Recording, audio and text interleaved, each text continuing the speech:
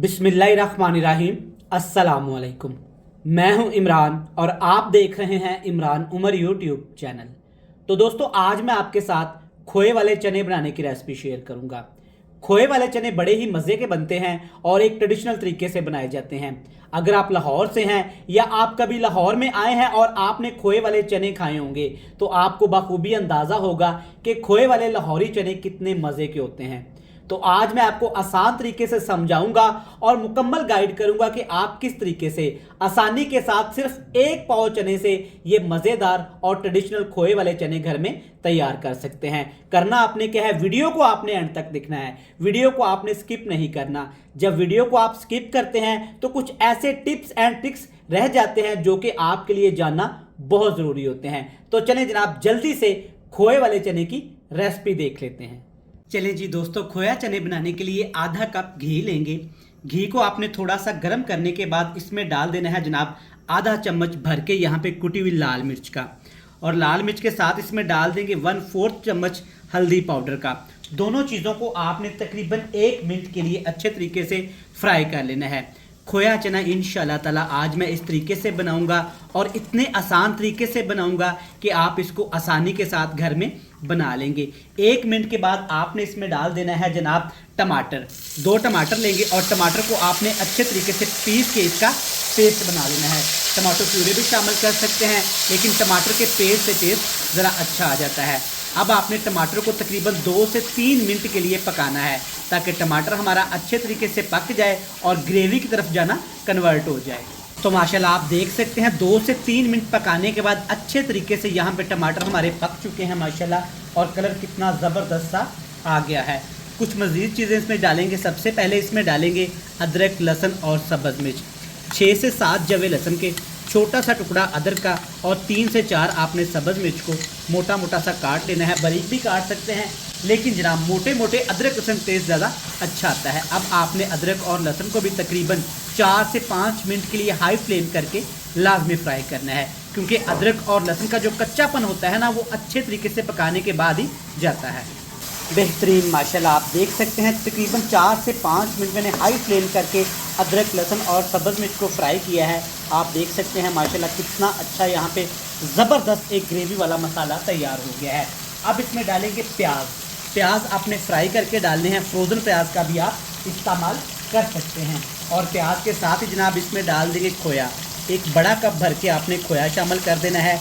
अगर आप खोया नहीं डालना चाहते या इस वक्त घर में आपके पास खोया अवेलेबल नहीं है तो आपने आधा लीटर दूध ले लेना है और दूध को आपने अच्छे तरीके से पकाना है। इतना उबालेंगे कि आधा लीटर दूध आधा क्वांटिटी में रह जाए, तब आपने इसमें शामिल कर देना है। अच्छे तरीके से ऐसे इसको मिक्स करते जाएंगे। अब नीचे आग का फ्लेम बिल्कुल लो टू मीडियम तक कर देंगे। हल्की हल्की आंच पे तकरीबन 6 से 7 मिनट आपने ऐसे दबा के प्रेस करके खोए को पका लेना है।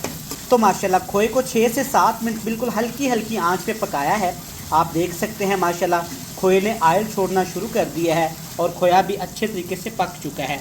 अब इसमें डालेंगे चने। सफ़ेद चने का आपने इस्तेमाल करना है। मार्केट में 2 तरह के चने मिलते हैं, एक साइज़ में थोड़े से छोटे होते हैं और एक साइज़ में बड़े होते हैं। जब भी आपने घर में खोए वाले चने बनाने हैं ना, तो आपने छोटे चने का इस्तेमाल करना है। छोटे चने टेस्ट में अच्छे बनते हैं और मज़ेदार भी लगते हैं।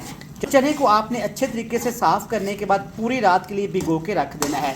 सोडा इसमें शामिल नहीं करना। तो जनाब सुबह आपने जब चने पकाने हैं ना, तो आपने इनका पानी अच्छे तरीके से निचोड़ लेना है। और आप देख सकते हैं माशाल्लाह चने को मैंने उबाला है तकरीबन थोड़ा सा नमक डाल के, तो चने अच्छे तरीके से यहाँ पे हमारे गल चुके हैं। 1 पाव चने का इस्तेमाल किया है। तो अब इसमें नमक शामिल करेंगे।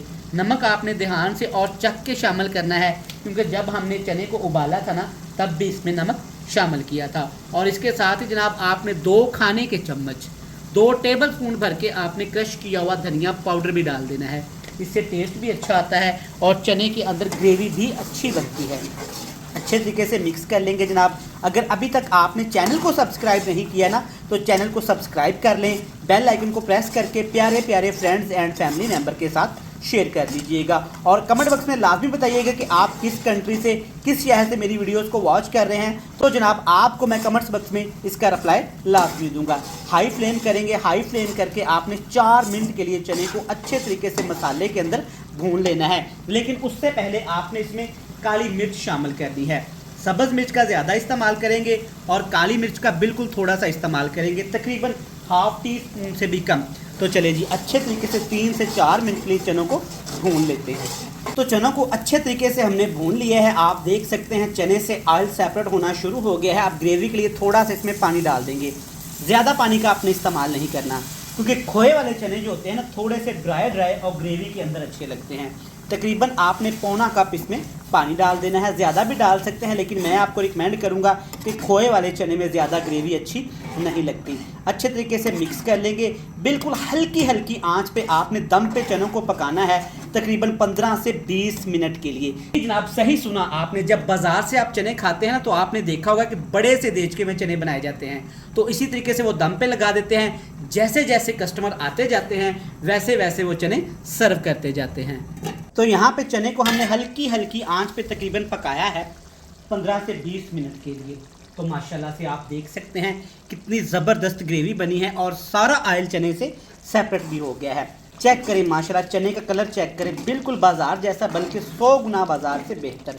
इस तरह आप आसानी के साथ घर में खोए वाले चने तैयार कर सकते हैं। मैं उम्मीद करता हूं कि आपको ये मज़ेदार सी रेसिपी पसंद आई होगी। रेसिपी अच्छी लगे तो चैनल को सब्सक्राइब करके बेल आइकन को प्रेस करके फ्रेंड्स एंड फैमिली मेम्बर के साथ शेयर कर दीजिएगा। कल फिर मिलेंगे नई और मज़ेदार सी रेसिपी के साथ। तब तक इमरान उमर को दीजिएगा इजाज़त। ढेर सारा प्यार, दुआओं में रखिएगा याद। अल्लाह हाफिज़।